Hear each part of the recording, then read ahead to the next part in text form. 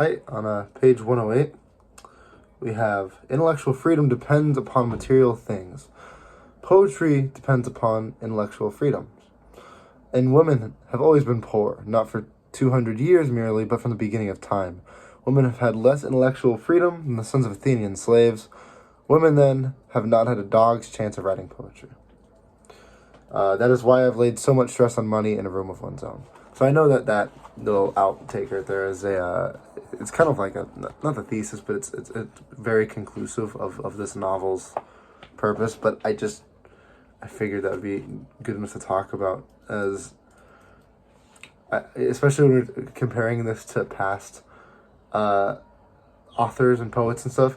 Looking at somebody like Keats, who is one of the only real examples that I can think of, who is somebody who was, materialistically poor and struggling, who created out of that. And I think now, modern day, we have this like more solid idea of this, of like a depraved artist, or like the struggling, I'm trying to think the exact word for it, but like an artist that is, torn apart by their work. And even though they might not be in the best circumstances, that's kind of how they use that avenue to put the work out. And so I think it's interesting that Virginia Woolf says that, especially this time at least, that's not very plausible, and that you need material wealth, or you at least need enough material wealth to bring you a sense of well-being in your mind, having literally a space to put your work out, and having the time to do it is another big part.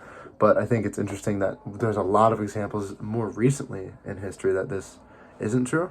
But I think maybe a part of that, and this goes along with her argument, is that women did not, they don't have as much of that opportunity. Whereas Keats, because he's a man, although his work was criticized as a man, him being a poet was more well respected than a woman being a poet.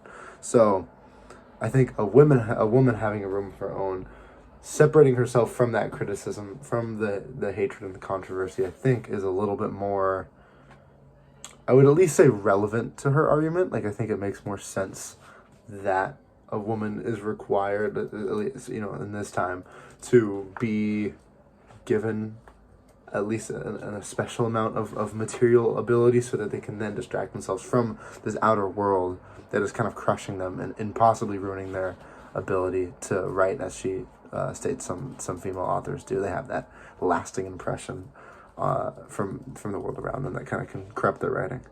So yeah, I just thought that was very interesting. Thank you.